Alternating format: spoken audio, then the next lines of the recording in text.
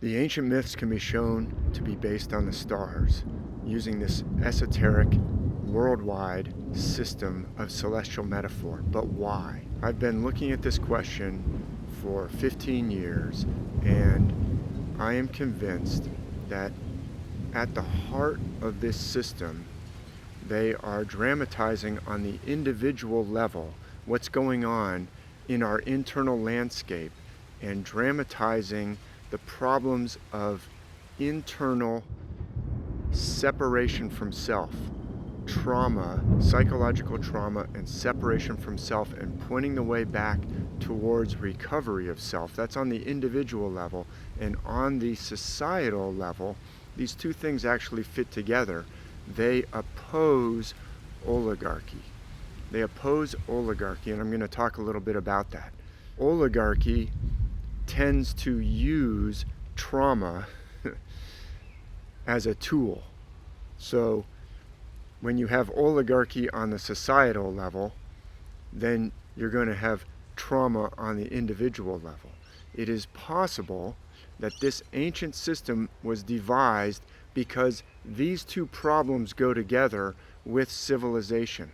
I'm convinced this system comes from some very advanced ancient culture that predates any of the known civilizations that are acknowledged by conventional academia. It is clearly prior to ancient Egypt, prior to ancient India, prior to ancient Mesopotamia, because it's already present in the earliest writings of all of those very ancient cultures. So it probably comes from something well before, some culture that knew that civilization can and often does give rise to oligarchy. You see, when we're in small hunter-gatherer groups, it's not very easy for a small oligarchy to take control. And it's also a lot less of a danger to have individual trauma and separation from self. When we're living in small hunter-gatherer groups, we're more in touch with ourselves, and it's easy to get rid of oligarchs. But as we get into civilization, and civilization has all kinds of benefits and advantages, but it has drawbacks, and those two drawbacks are oligarchy on the societal level and trauma, separation from self, on the individual level. So this ancient culture that gave us this tremendous gift of the myths knew about both of those problems, and the myths are given to us to warn us about those problems, to dramatize those problems, and to point our way towards avoiding those problems or solving those problems. And so let me talk about a little bit about the problem of oligarchy, because that is the problem that we have absolutely going on in the world today, particularly in the West, where it is built on a tradition of rejecting this ancient knowledge. That happened with the end of the ancient world, the overthrow of the ancient world, the overthrow of the ancient wisdom, the rise of literalist Christianity during the Roman Empire, and that brought about the Dark Ages, feudalism, which was basically oligarchy. Feudalism is oligarchy, and in the modern era we've had an attempt to get rid of oligarchy with the rise of nations, the French Revolution, the American Revolution. Those were anti-oligarchical, especially the French Revolution. And then the oligarchy said, nations are a problem. Let's get control back and suppress those nations that are putting down oligarchies. We don't want anything to stop our oligarchical power in our grabbing of resources. So let me talk about the fact that the ancient myths, they are okay with monarchy. They're okay with monarchy if the monarch is acting on the behalf of the nation as a representative of the gods who give the resources to that nation and preventing oligarchy. Monarchy was okay. Monarchy was okay in the ancient myths because a monarch acting on behalf of the gods to protect the gifts of the gods for the benefit of the whole nation, was strong enough to put down the oligarchs. Democracy was also okay. If the democracy was strong enough to resist oligarchs, then it was okay. What the ancient myths were against was oligarchy. That was not okay, and I'm going to show some examples. What is oligarchy? Well, we could talk for hours about it, but I'll try and flesh it out a little bit in this video. I'm going to use this definition: privatizing what nature or the gods or the divine realm or God, whatever you want to say, is the source of these natural resources, these gifts that come from some invisible power, the growing of crops, the growing of tomatoes, the growing of grapes comes from the gods. The ocean ports, the beautiful sunlight that allows things to grow, the rain, that doesn't come from any human power. That comes from the invisible realm, from nature, from the gods. So what they give to the people of a nation, to privatize that, is oligarchy. Private comes from a Latin word that means to take away, to deprive, to put a wall around it. In this sense, I'm not saying that all private property or private enterprise is automatically bad. What I'm talking about is privatizing the gifts that are given to the whole nation. If you take away all the beaches and say, no, it's all private property and only a few people have access to those beaches, you've taken away what is given to the whole nation. All the people should be able to have access to the beaches and go surfing or go, splash around in the water. If the gods gave beaches to that land, you can't put it all in private hands and fence it off so just a few people get to enjoy it. So oligarchy comes from a Greek word that means a few. So if you put fences around what nature has given for all the people of a nation and only a few people can have it, that's oligarchy. Okay? And anarchy, or today libertarianism, that was also seen as not okay. We'll see some examples of that from the ancient myths. Why was anarchy not okay? The reason why anarchy is not okay is because it leads to oligarchy. If you don't have a strong enough monarch who's acting in behalf of the gods to protect what the gods have given to all the people, or you don't have a strong enough democracy that can prevent the oligarchs from taking over, then you're going to get oligarchy. So anarchy leads to deprivation and lower standards of living for everybody. So that's what we're going to talk about a little bit. So let me back up and show that the ancient myths universally around the world depict these gifts of nature as belonging to different gods and goddesses. They originate from the gods. Different gods gave different gifts to the people of a nation. I am showing here the god of the underworld. I'm using examples from ancient Greece, but we could go around the world and see the same pattern. The god of the underworld in ancient Greece was the source of all the gifts for anything that comes from under the earth. The mineral wealth of a nation, the gold, the minerals, anything that comes from under the earth was given by the god of the underworld, the god Hades. But they didn't like to say the name of the god of the underworld, so they called him the wealthy one, Pluton. And in the Roman pantheon of gods, he was called Pluto, the god of the underworld, the wealthy one. He's the source of all the wealth that comes from under the earth. And today, that would also include oil that comes from under the earth. That is, if a nation has been given oil reserves, the ancient Greeks would say, well, that came from the god of the underworld, the wealthy one. The gifts of the crops and the abundant soil and the growing resources come from the goddess Demeter. And in ancient Rome, she was called the goddess Ceres. That's where we get the word cereal from. The gifts of the goddess Demeter, there's a famous poem by Ovid who talks about not trusting the goddess Demeter, saying, why don't you trust her to feed you? And today we have these genetically modified crops. You could argue, I would argue, that is a sign of our lack of trust in the abundance of the gods, the abundance of Demeter. We can grow enough food for everybody. There's no doubt we can grow enough food to feed everybody.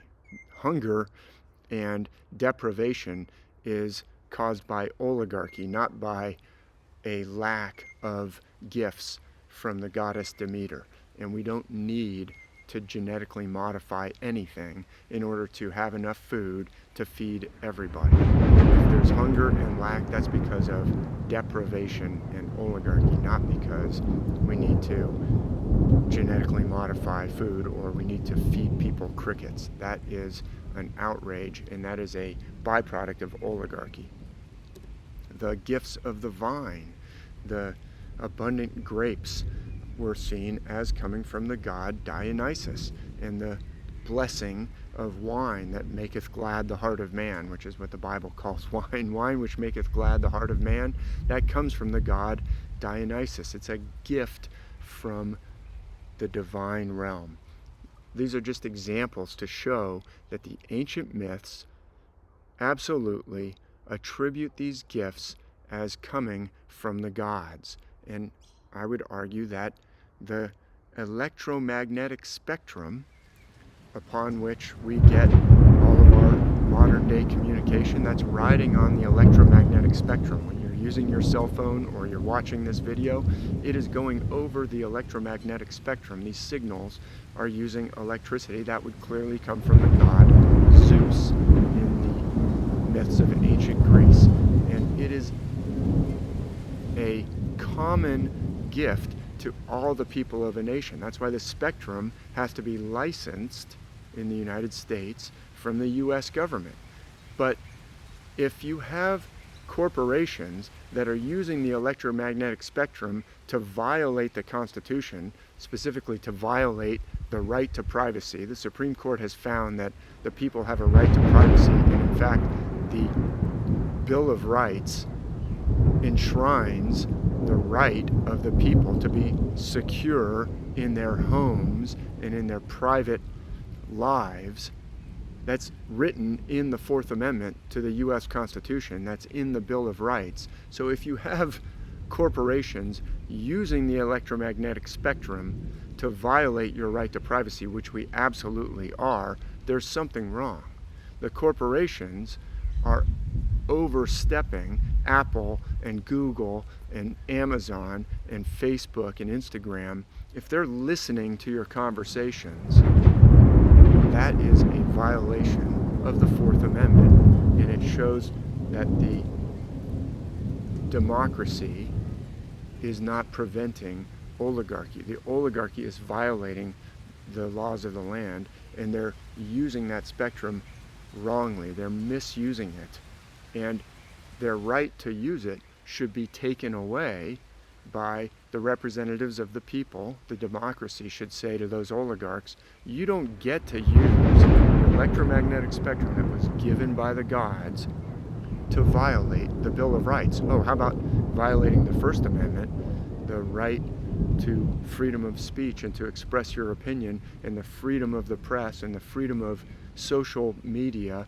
If you're being throttled by these corporations, you can't argue, oh, well, it's okay because they're private corporations. No, they're using the public spectrum. That is a gift of the gods to the people, and the representatives of the people should say, if you're violating the Bill of Rights with your use of this public gift from the gods, the electromagnetic spectrum, that we permit you to use as long as you do it properly. If you're misusing that, we're going to take away your right to use it if you're using it to spy on people.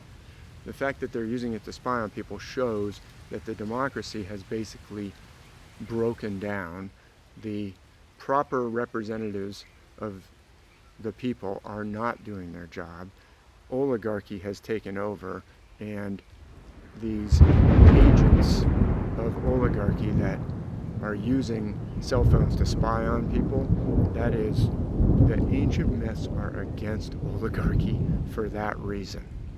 So you need to have a government that's strong enough to restrain oligarchy from taking the gifts of the gods and using it for their benefit rather than for the benefit of the people. And the people are the greatest gift of all. Every child in the myths of ancient Greece, every child was allowed to be born into the world by the goddess Artemis. The birth of a child is miraculous. Every child comes from something we can't explain, from the divine realm. And every man and woman is given gifts, different gifts from the divine realm. That's why they're called gifts. And if we're in an oligarchy, then what is happening is those gifts are not, they're being wasted. The gifts of the gods are being gobbled up and used by a few, and then the many, the multitude of men and women, are less able to express their divinely given gifts. So the greatest resource of any nation is the men and women of that nation who are allowed to be born into that nation by the gods. It's universally understood that children come from the divine realm, from God, if you want to say from God, or from the gods. Children are a gift, and men and women have gifts that are given to them from somewhere else, miraculously. And wasting those gifts, or creating a society that wastes those gifts and doesn't allow men and women to express those gifts fully, is a tragedy. And so that's why the ancient myths are against that. So I'm going to show some examples from just a few ancient myths. Now I'm using this coin. This is a coin from ancient Greece. It shows the goddess Athena, and it even says her name in ancient Greek letters on this coin. This is, I believe it's a 4 drachma coin from ancient Greece, and they put images of the gods on the coins. Now, we'll get into it just a little bit in this video. It really takes another video to explain what money is, and the alternative community is very confused about this. There's a lot of people who say, oh, money is a debt and people are in debt. If you use money, it's a debt you can never pay off. Well, we'll talk about assets and liabilities. We'll make a whole video about what money really is. Money is a liability, but it's not a liability of the people. It's an asset of the people. It's a liability of the government.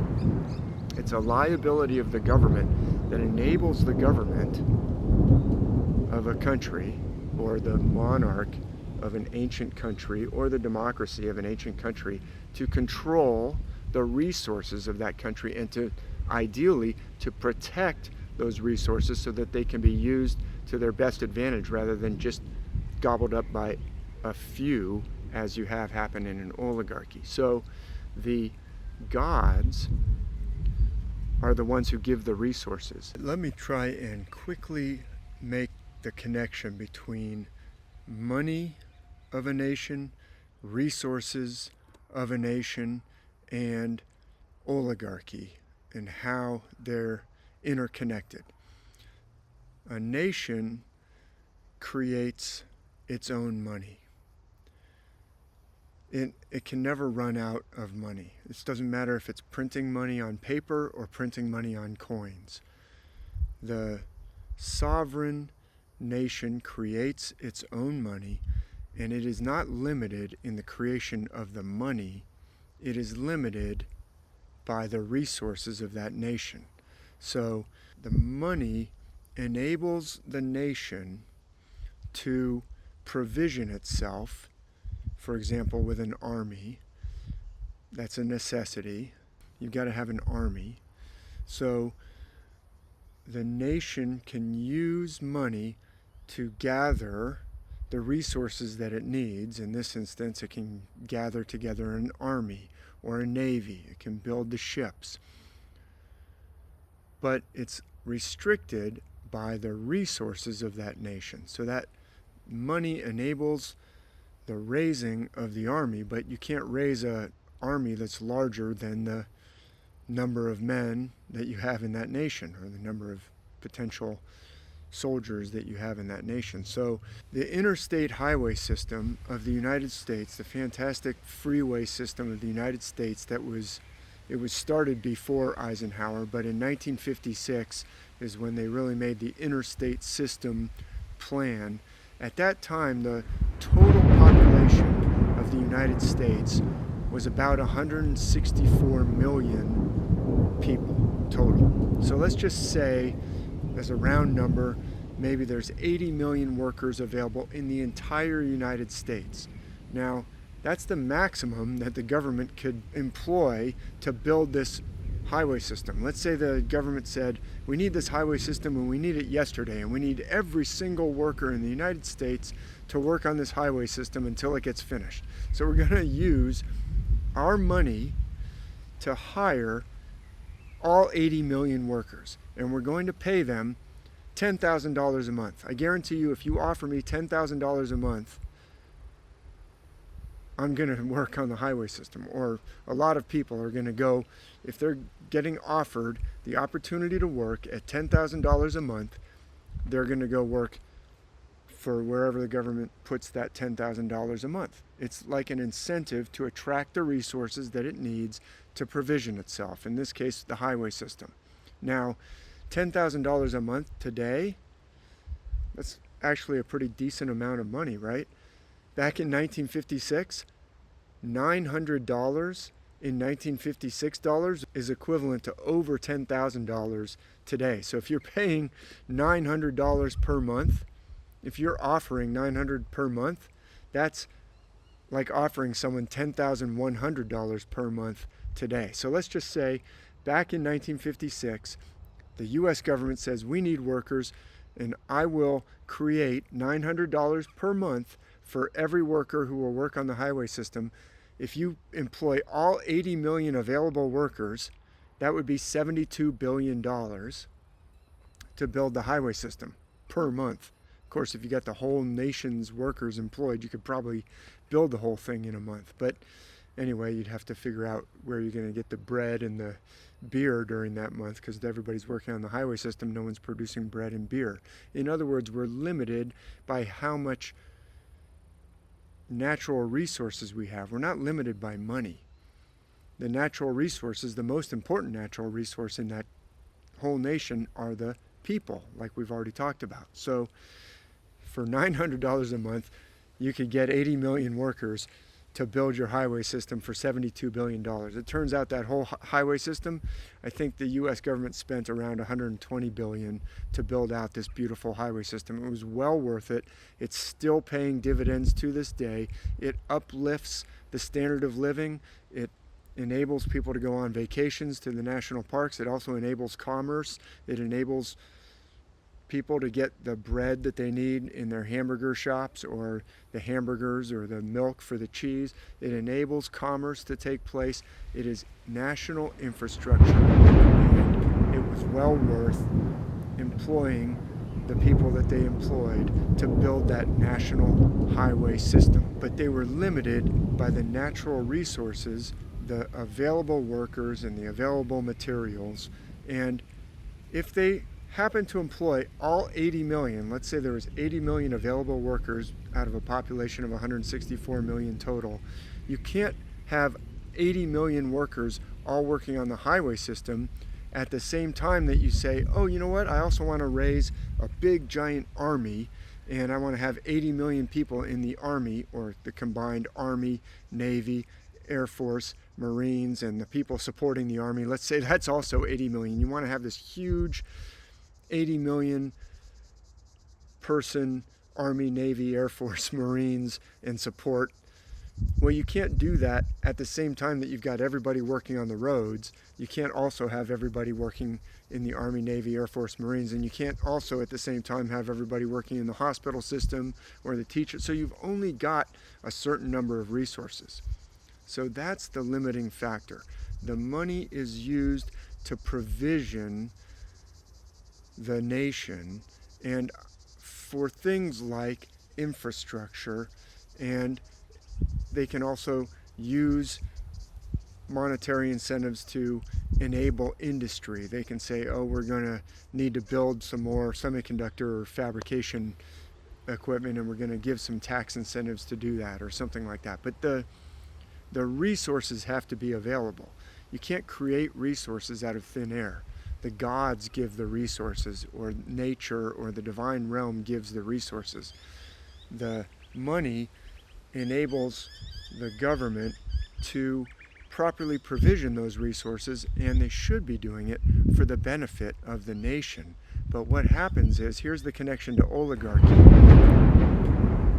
When you choke off the government spending on the proper infrastructure and the proper programs to uplift the people, then as those things fall apart, the oligarchs can come in and say, oh, I'm going to buy these up, or I'm going to go to the government and say, hey, I want you to choke off the providing of university education for free, which there used to be. The University of California was created in its charter to offer an education for free to all citizens of California who qualified, because that's part of infrastructure, educating your engineers and educating your doctors and educating your scholars and your artists and whatever else you want to educate in your country.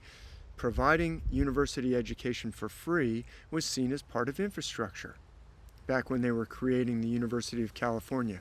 But if you're an oligarch, let's say you want to have a student loan program where you indebt the population to get their college education, then you lobby against free university education for people, because that competes with your ability to provide student loans. Or you lobby against an efficient, beautiful national postal service that is delivering packages for less money so that you can compete and charge more money, and you actually get politicians to write laws saying, oh, the U.S. Postal Service cannot compete unfairly. There's actually laws that say that. What does it mean to compete unfairly? It means we can't allow the government to supply postage too inexpensively, because that competes with my desire to offer it more expensively. You see how oligarchy wants to take over the infrastructure and charge money off of it. If you own the freeways of a nation and can charge tolls for them instead of them being provided for free, then you can become a billionaire. If you can create companies that can charge money for the things that people need to ship, and you can write laws that make the U.S. Postal Service charge more so that they don't, quote, artificially compete with you, then you can become a billionaire. And what's happened in America, it's so disgusting. The beautiful infrastructure, the freeway system, is falling apart. And now, predictably, private equity, i.e. financial oligarchy, is buying up highway assets. They call it infrastructure investments. They're investing in infrastructure so that they can make billions of dollars instead of having the government provide it. Let it fall into disrepair, and then you can have private equity deals to purchase those roads. This is happening all over the place. Here's an article from fall of 2023, not too long ago, talking about 7 private equity deals to buy up highways from the public sector. Wear and tear has left over 40% of America's road network in poor or mediocre condition. Well, that is criminal. That's because the infrastructure spending has been artificially choked off. It didn't need to be choked off. It's choked off on purpose so that when you choke it off, then oligarchs can come in and buy up the infrastructure and make billions of money. Oh, and traffic, it says down in the next paragraph, that's pretty bad too. 47% of the nation's urban interstates are experiencing congestion during peak hours. That's because the government isn't building more freeways. We built that freeway system back when the nation only had 160 some odd million people. Now it's 330 million people, and yet we don't build more infrastructure. Why not? Because it enriches oligarchy. Infrastructure enriches the whole nation, and that is what government is supposed to be doing. It creates the money in order to provision the needs of the nation to support the people. That's all of the people, including the businesses. But when that is choked off, then oligarchs can buy up your phone system or your postal system or your road system, and then they can charge rents. The definition of a rent, an economic rent, the economic definition is a private tax. When you sell off infrastructure, then you're basically granting private individuals the right to raise a private tax. When you go across a bridge and pay a toll, and that toll goes to a private equity investor who bought that bridge, even though it was built by the government, let's say 70 years ago, that private equity investor has basically been given the privilege of charging a private tax. If a private equity investor buys up roadways, highways, freeways that were built back in the 50s and says, well, now that I've bought it, I can charge whatever I want as a toll, they now have the privilege of charging a private tax. So that was a little bit of a side note to explain the connection between money and resources and the proper use of the money of a nation, as opposed to choking that off so that oligarchs can take over and privatize what should belong to everybody. So the ancients, by putting images of the gods on the coins, they are acknowledging and recognizing this connection. Now, the goddess Athena in the Odyssey, in book 1 of the Odyssey, makes this pronouncement when she sees these suitors lounging around in the home of Odysseus. She says, "How obscenely they lounge and swagger here. Look, why any man of sense would be outraged seeing such behavior." She's talking about these young, basically thugs, young, wealthy oligarchy types who are lounging around and feeding off the wealth of another. They're taking the household of someone else and devouring it. And she says, that is outrageous. She is a goddess, and she's pronouncing that behavior to be an outrage. In the Bible, the text of the Old Testament of the Bible, the book of Isaiah, there is a passage which says,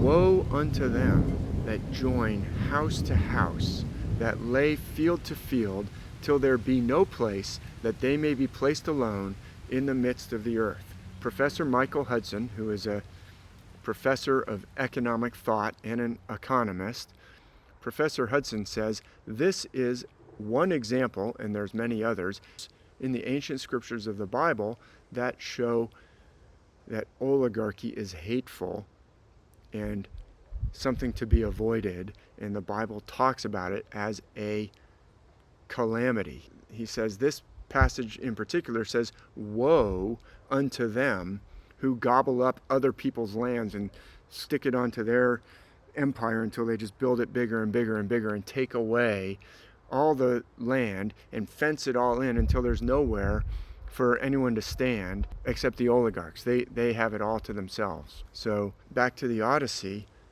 Athena approaches the god Zeus, the most powerful god of Olympus, and she says, Father Zeus, and you other happy gods who never die, never let any sceptered king set his mind on justice if you're letting these suitors devour the house of Odysseus. Look, he's a righteous man who honors the gods and does what's right, and if you let these thugs basically devour his house and all his wealth, then we shouldn't expect any human rulers to pursue justice, because Odysseus was the king of Ithaca. Now, I should point out that in the Odyssey we see the king is basically elected or chosen.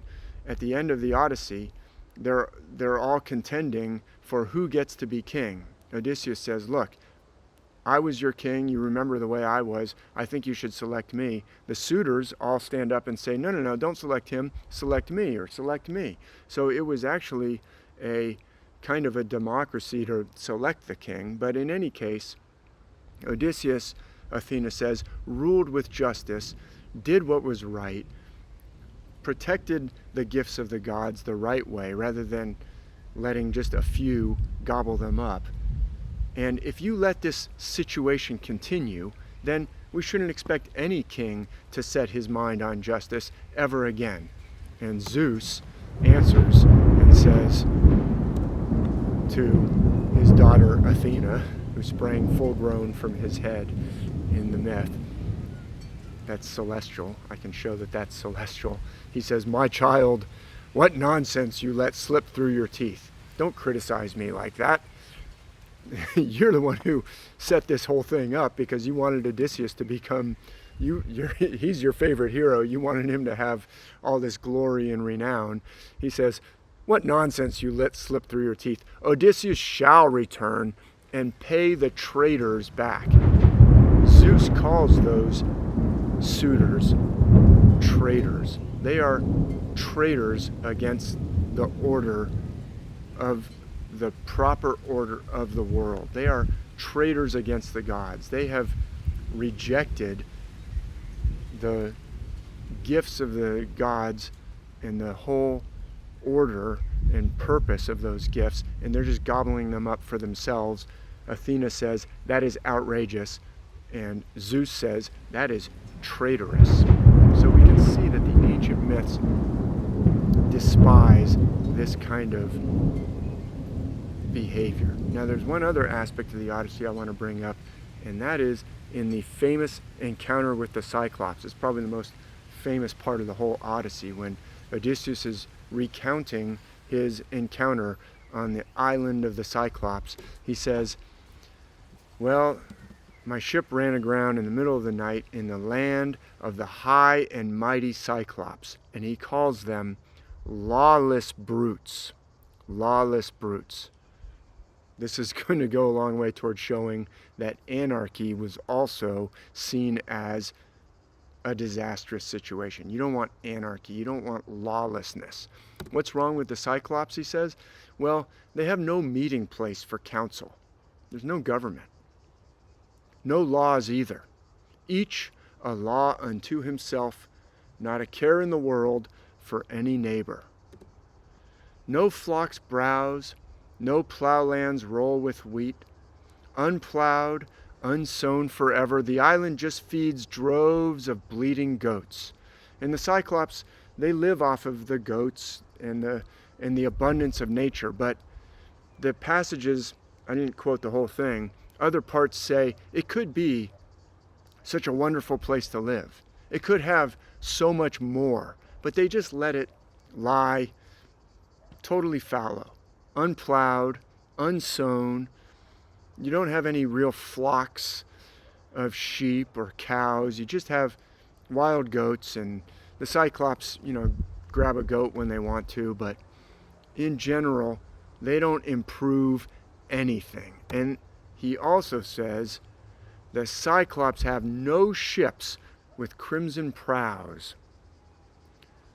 No shipwrights there to build them good, trim craft. You can't have people who specialize in building ships if you're just basically living in subsistence.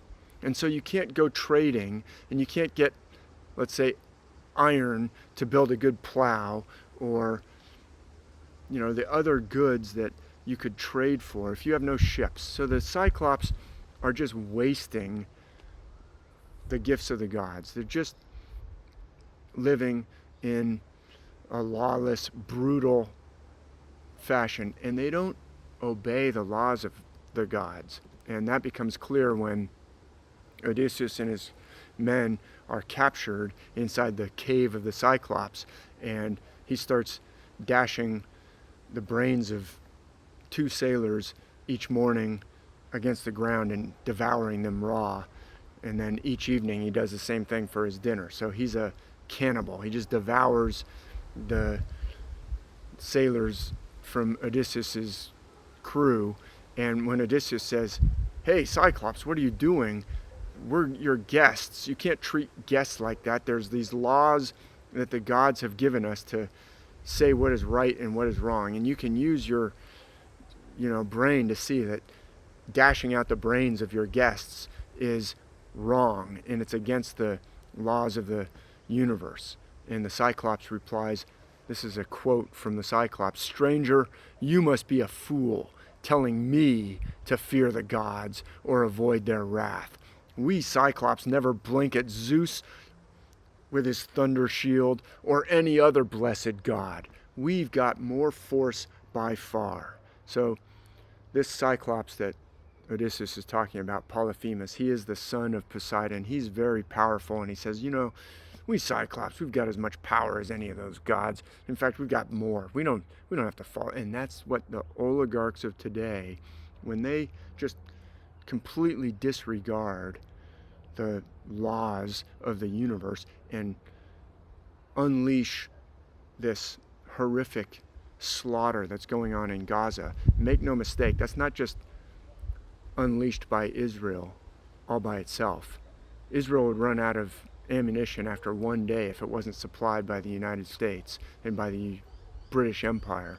That is part of the oligarchy trying to get the resources of the Middle East, and doing it in a completely immoral, unethical, illegal, against the laws of all humanity, war crimes.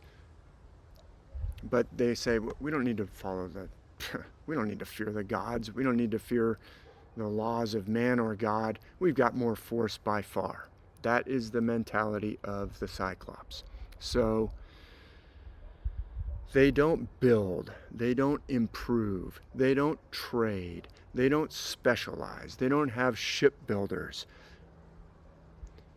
They are just letting everything go back to nature. And that is what has been happening under deindustrialization. We'll talk about the timeline a little bit, but in the United States, this is a postcard showing Bethlehem steel back in the 1800s and 1900s when the steel mills were being built, and America was an industrial powerhouse. I'm not saying that steel mills are beautiful or idyllic or that working in a steel mill is easy, but it was industry. I'm not saying that it fulfills all your spiritual needs. That's actually a mistake as well. We'll talk about that a little bit, but you have to have your spiritual needs fulfilled as well. But having industry and jobs and industrial improvements raises the standard of living, and different people can employ their gifts in different industries. I'm using Bethlehem Steel in Pennsylvania as an illustration because now it's basically just rusted ruins, and Bethlehem Steel, this steel plant, has been turned into in the era of deindustrialization, a casino. So this is like a perfect illustration of what happens when you deindustrialize. Now the people basically don't have as many choices. Instead of building steel or building rocket ships or finding industry where you can employ your talents, the power of labor has been completely broken by deindustrialization. We'll talk about that a little bit more. The wages have actually decreased since deindustrialization. The average wage has decreased while the price of things has continued to go up. And so now people are trying to make ends meet by going to the casinos and gambling. That's a perfect illustration of deindustrialization. That is what happens when the Cyclops mentality takes over. Oh, let's have smaller and smaller government that will allow the oligarchs to take over and turn everything back into just like the island of the Cyclops, unplowed, unsown, no industry, no shipwrights, and we'll even give you, a bunch of environmentalist propaganda in order to enjoy your deindustrialization. Oh, industry sucks. Industry is built on energy. So about the same time that they broke the back of industry and shipped it off out of the West, they started really turning up the dial on, oh, we should get rid of energy production. In energy production in the United States, we have not built any new dams. Not only do we not have steel mills anymore, we don't have any new electricity generation projects being built. There's no new refineries have been built in California since the 1960s, whereas California's population has gone from 15 million to 40 million. You don't have any new dams, you don't have any new highways, you don't have any new industrial production. It's a policy of the Cyclops. It's a policy of oligarchy, to allow the oligarchs to gobble up the wealth of the nation and tell people, well, you should enjoy your low standards of living and your austerity. It's good for the environment. It's bullshit. So let's talk about the timeline of how this happened, and we'll just go back to World War II. We could definitely go all the way back to the French Revolution, but let's just go back to World War II, because in World War II, the United States was an industrial powerhouse. And in 1945, this is actually a picture of an airplane graveyard after World War II, when they were scrapping all these enormous war output that had been generated in the United States. The United States was the only basically untouched country in the West. And so to re-dollarize, this explanation is mostly coming from the work of economist and author Yanis Varoufakis, who understands this extremely well. In order to re-monetize Europe and the West, Europe was in shambles. The industry of Europe had been bombed to smithereens on both sides. The infrastructure had been pounded and turned to rubble. The people were wandering. There were refugees wandering the blasted out cities and blasted out highways everywhere, looking for work, looking for a way to feed themselves. And the dilemma was, how are we going to remonetize this entire continent when their industry has just been blasted to smithereens? And so they came up with Bretton Woods. I'm not going to go all into the whole Bretton Woods system, but Yanis Varoufakis explains that was built on the pillar of American industry. That was the central pillar of the Bretton Woods system. America still had vast industrial capability, and instead of churning out bombers, they could now start churning out washing machines and dishwashers and consumer goods and automobiles. The wonderful American car industry of the 50s and 60s. That was going to be the central pillar. We're going to rest this whole system on American industry, and we're going to tie everybody else's currency to the dollar. So as we remonetize Europe, which has been blasted apart, and also Asia was blasted apart, we're going to come up with a system to remonetize that too, because Japan had invaded China and just devastated it, Imperial Japan. So we're going to remonetize, we're going to tie it to the US dollar, because the US industry cranking out profits and cranking out goods is strong enough to hold up the monetary currency of, we'll tie the Japanese yen to the US dollar, and we'll tie the currencies of Europe at a fixed exchange to the US dollar based on American industry. But for Asia and for Europe, we're going to need some additional support. So in Europe, we're going to also build up the industry of Germany. This was actually, that BRD stands for West Germany, the Federal Republic of Germany, West Germany after the war. There was a lot of resistance to re-industrializing Germany right after World War II. As you can imagine, France was particularly against it. But this plan, the Bretton Woods plan, they said, well, we need German industry as a supporting pillar over here in Europe in addition to the dollar. So we're going to assist with government assistance. We're going to do policies that build up industry of Germany to help prop up this system in Europe. And over in Asia, we'll do the same thing. We're going to help reindustrialize Japan.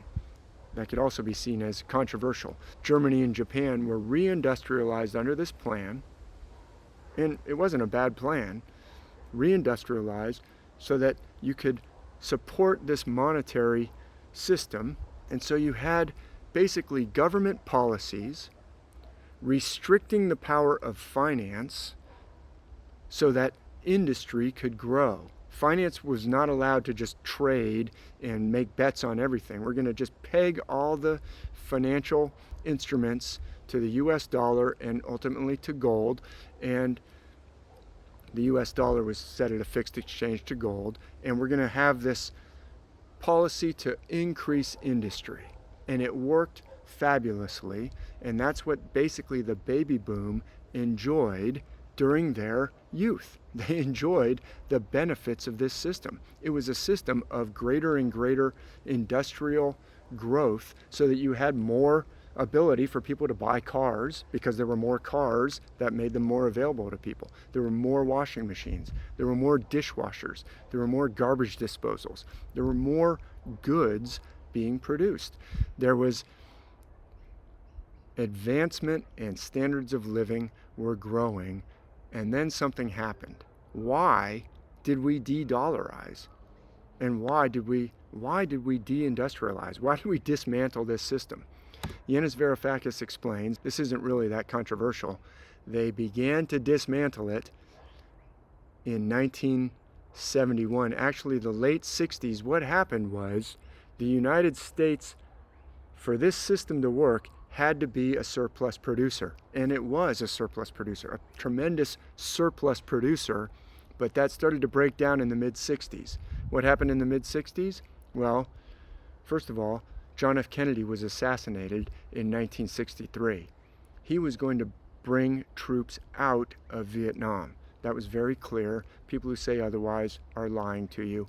Immediately after he was assassinated, Lyndon Johnson and the military-industrial complex increased the U.S.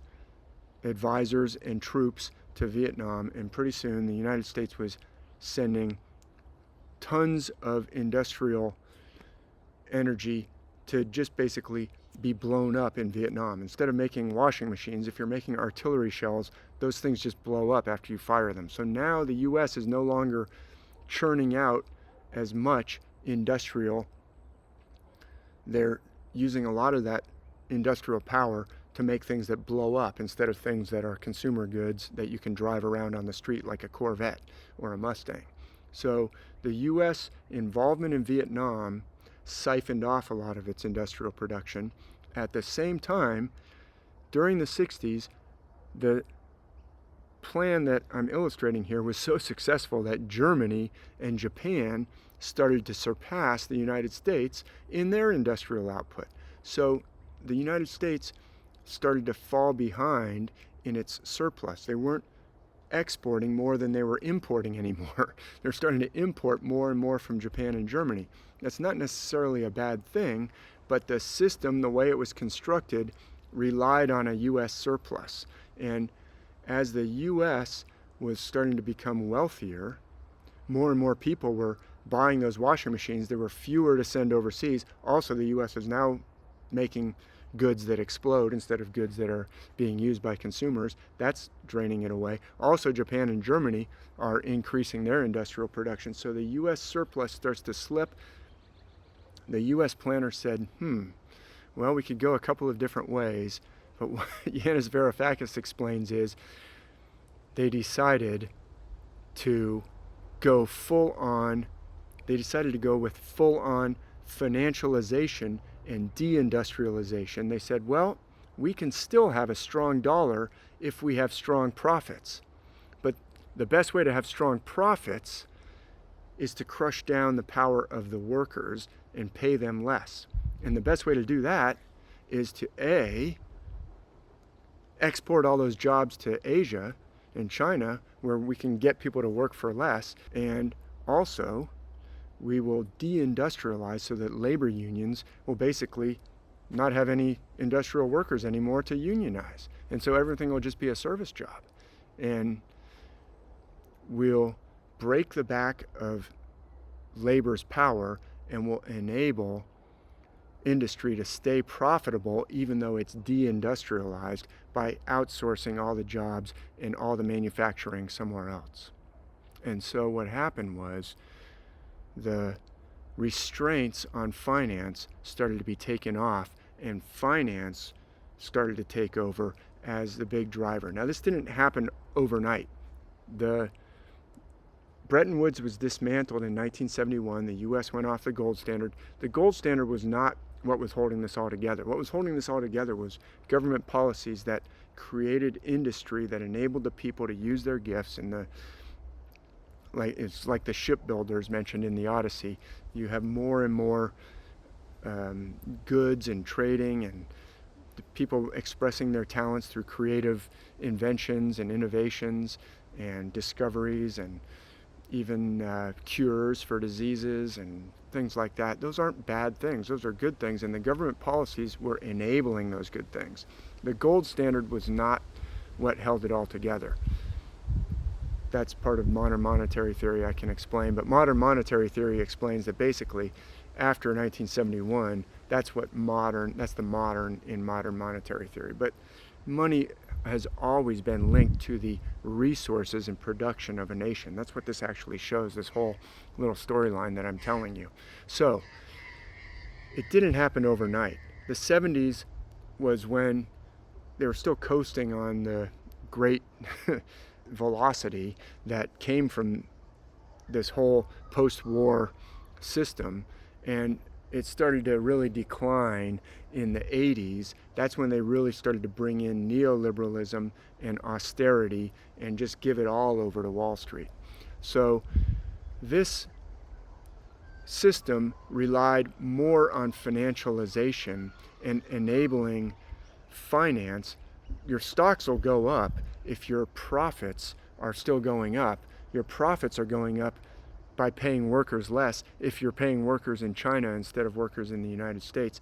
What's happening is the domestic standard of living is going to stall out, and then it's going to start declining. And it's actually been declining. The actual real wages have been declining since the mid-80s. They are lower today than they were in the days of Ronald Reagan, because Ronald Reagan was part of the dismantling of this. He was part of imposing austerity and unleashing basically finance. So we won't get too into all of that, but this impetus, the game was kept going, not with industry anymore, but now with finance and the financiers, and that broke down, Yanis Varoufakis explains, in 2008. We saw that just implode in 2008. And so since 2008, we've been in a tailspin. And Wall Street and asset prices have recovered, but not standards of living, not wages, and the people are not better off since 2008. Basically what happened in 2008, this whole system imploded, and governments poured enormous amounts of money at the problem, but the way they poured that money at the problem was through finance. So all that money that went through finance, it was given basically to the banks, and the banks loaned it out to corporations or gave it out to corporations. If you're giving out money at 0%, that's basically just free money. But the money could have been given out in different ways. You could have given it out in ways that reindustrialized. That was not done. It would be actually very hard to reindustrialize. There's a lot of things that would have to change, but it was not given out in any sort of a sensible way that would create jobs. It was given out to all these corporations through the banks, and for the most part, as Yanis Varoufakis explains, they didn't invest in greater production or making more cars. Why would they? They looked out at the economy and they said, the people are struggling.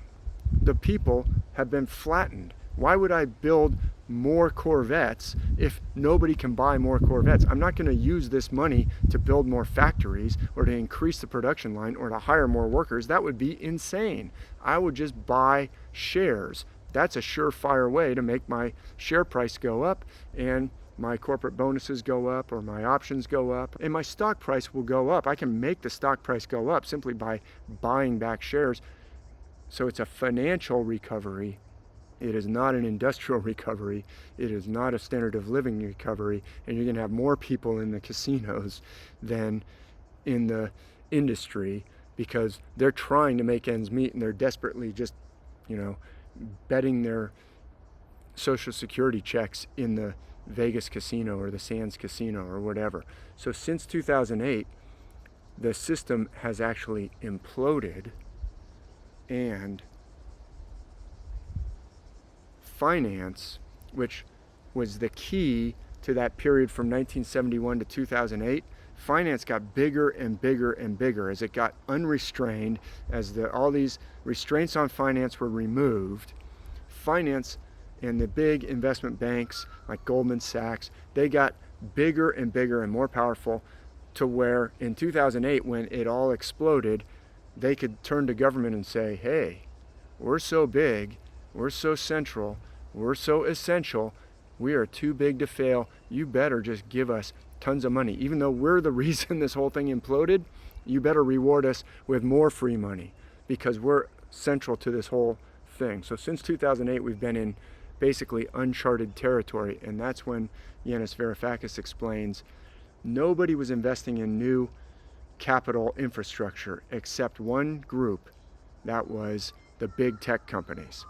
Google, Amazon, Facebook. They were building out enormous cloud server farms and even bigger neural networks, AI. Why? Because they had free money, and they said, we can use this free money. We've got a business model that gets you to make content for free and enables us to build basically techno-feudalism. That's what Yanis Varoufakis' book is all about. So this is very important to understand.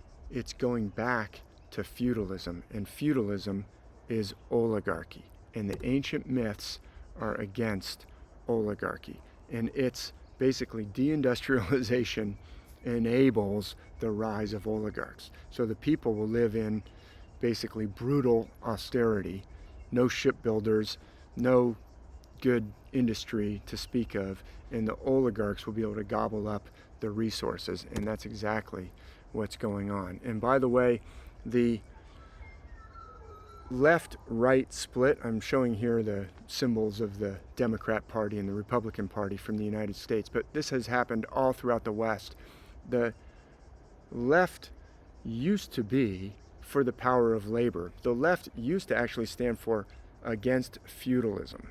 That was what in the French Revolution, the people on the left were saying, let's dismantle the free rent that the rentiers, that the feudal lords have, and let's build a nation that can prevent oligarchy. So that's what the left used to stand for. And it used to stand for actually, hey, let's get the workers more power. Well, in 1971, the decision to deindustrialize, it took about 15 or 20 years to completely deindustrialize. But once you've deindustrialized, the left no longer has its true original purpose of supporting the worker. And so what you've seen is what used to be the left, that used to stand for the worker and stand for the industrial workers' standard of living going up and more ability to have, a middle-class existence for workers, has had their platform pulled out from under them. If there's no more industry, there's no more real left or labor. You no longer have a labor platform. So the left has gone off into la la land, and all they stand for now is things that have no economic value whatsoever. Oh, we want to talk about who gets to go to the bathroom where. That doesn't change anybody's standard of living. Oh, let's talk about pronouns. That doesn't change anybody's standard of living. I'm not mocking the issues of different people and different sexualities. That has nothing to do with what I'm talking about. The ancient myths talk about people changing from one sex to another. That happens in Ovid's Metamorphoses. That happens in the Mahabharata. The ancient myths talk about those things. There's nothing that they condemn about those subjects, but that's not an economic platform. That's just a distraction. That's just an emotional issue, and they've taken it all into crazy directions because they have nothing else to actually. They're actually just supporting the oligarchs, and so are the Republicans. Both sides have basically been captured by finance since the 80s. The Republicans were already on the side of finance, and the Democrats, with the rise of basically the Bill Clinton era and the the new left, was an abandonment of labor because there was no more industry anymore. And so they just threw their hat in with finance, and they're the party of private equity and Wall Street just as much as the Republicans. So basically Wall Street, private equity, Cyclops deindustrialization. You don't have a choice between left and right anymore anywhere in the West. I'm using the donkey and the elephant from the United States, left-right split, but they're both completely captured by finance and by this new paradigm of the Cyclops deindustrialization, and let's let the oligarchs take everything. Left and right, in all countries, labor and conservative, they're all basically captured by this system. And so nobody's standing against it.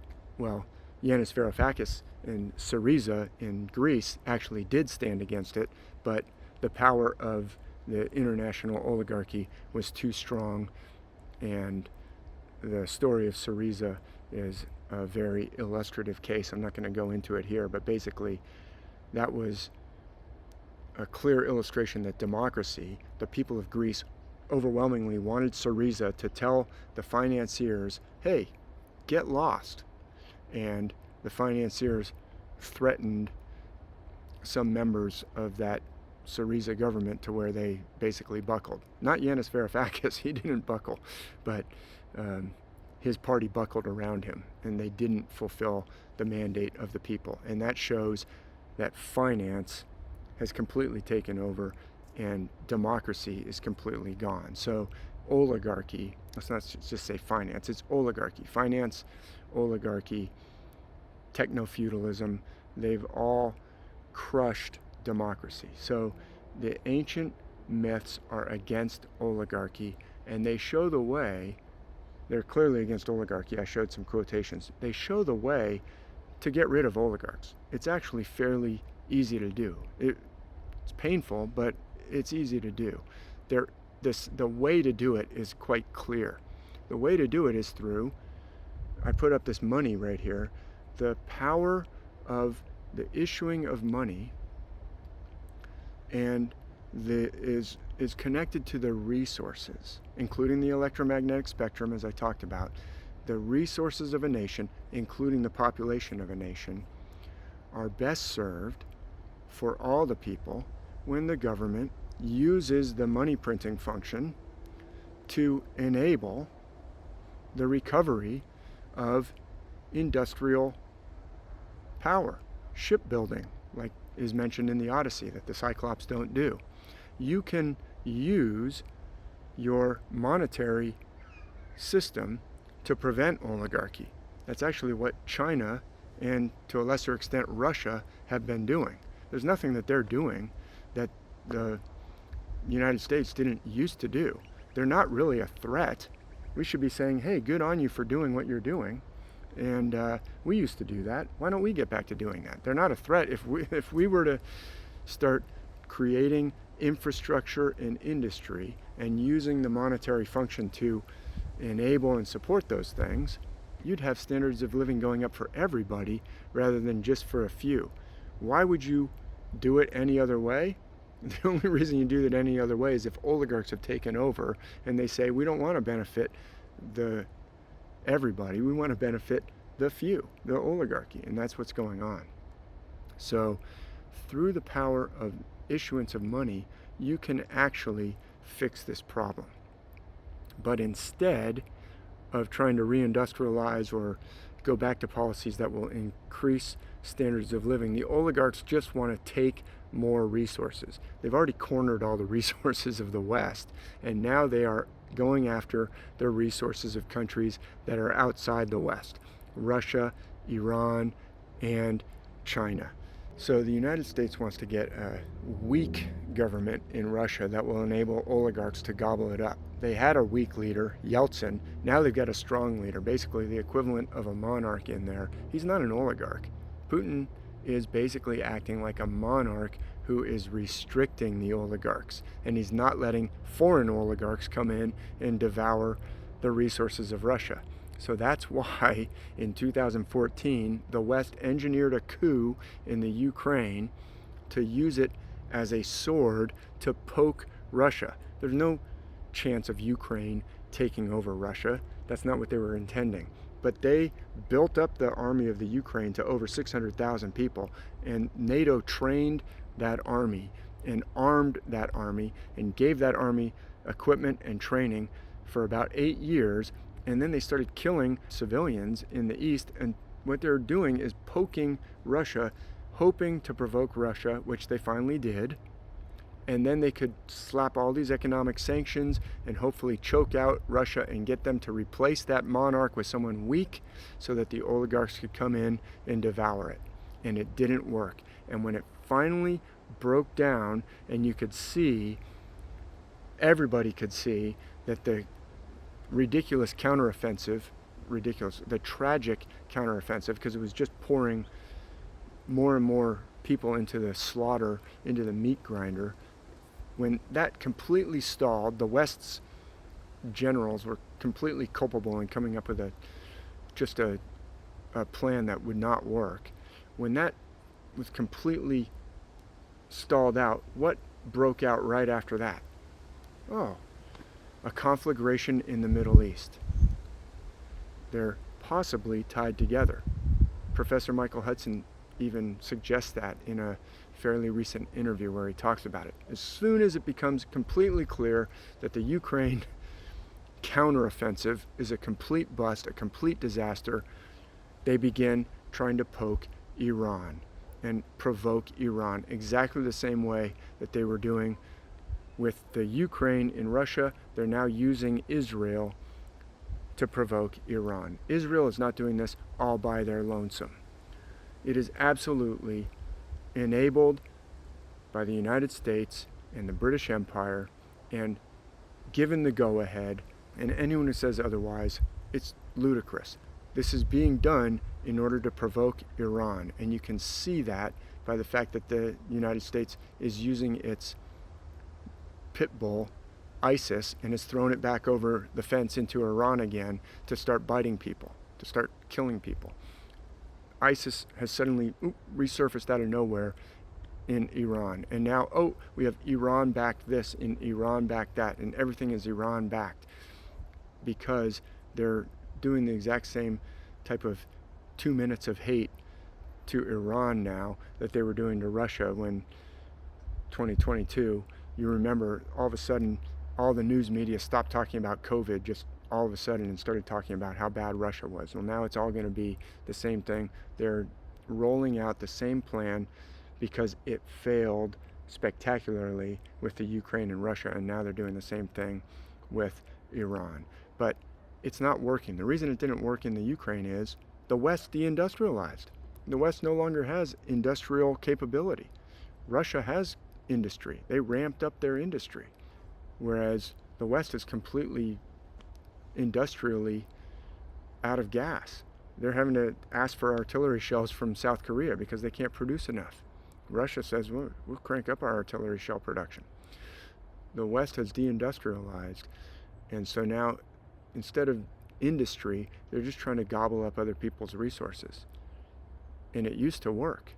It used to work. It's a bully, it's a brutal Cyclops type bully type of a tactic, but it's no longer working because Russia, Iran, and especially China are now so industrialized, and the West is so comparatively deindustrialized, that they can't be bullied anymore. It's like the kids who were bullies, who grew a little faster than everybody else, was picking on everybody else, and now some of those other kids who used to be little, easily bullied kids have gone through puberty and have grown up into football players, and the former bullies are still trying to bully them around, and Russia, Iran, and China are like, you're still trying to play that game? It doesn't work on this playground anymore. we're linebackers now. You're not. So that's the situation. And it all comes from abandoning the ancient wisdom. And that's where feudalism arose. During the 60s, amidst all that industrial production, the baby boom, there was a huge spontaneous counterculture that also came about. Yes, I understand that some of that was weaponized, but there was a rejection of this materialism too, because it wasn't spiritually fulfilling. In the advertisements, Yanis Varoufakis talks about this. He says the advertisements that were needed to sell those washing machines were trying to promise that, oh, your whole love life will improve if you get this new washing machine or you get this new car. And of course that's a lie, and people realize that's a lie. You need the actual spiritual fulfillment as well. You need the reconnection with self as well. But you need both the shipwrights and the shipwrights and the creative industry, as well as the recovery of self. And the ancient myths that have been abandoned and neglected are all about that. They point the way towards recovery of self and resistance to oligarchy. And we've got ourselves in a terrible situation where oligarchs have taken over the West, and they really took it over when they overthrew the ancient system. Then we had a attempt to get those oligarchs to be dismantled and go to something more like democracy again. That has now been basically effectively squashed, and the oligarchs are running the show, and they're running it into the ground, and they're running it into disaster, and they may be deliberately trying to unleash another World War II type scenario, although it will be much worse if it's World War III, because they have no other cards to play. But we could instead go back to the ancient wisdom, go back to what the ancient wisdom is teaching. The ancient wisdom gave us a pattern of prevent oligarchy, recover from trauma, have people be able to use their gifts, have people be able to build ships. Don't act like Cyclops. Let's build up the standards of living of everybody. Let's actually return to doing industry and letting everybody use their gifts and talents in the industry or the service sector that is best for them. There are ways to do it, but the ancient pattern still works. It's the pattern that was given to us that actually works. Don't have oligarchy, don't have trauma, and we can go back to that. The oligarchical rejection of this is being shown to be completely bankrupt, morally bankrupt, but also bankrupt in terms of standards of living and using people's gifts. Instead, people's gifts are being wasted and resources are being just used for a small few instead of for the benefit of everybody. There is a way to do it right, and it involves looking at these things and understanding them with a clear-eyed, hard look that doesn't pull punches. It says we're in a very bad spot, but we need to get back to the ancient wisdom, and we can get out of it.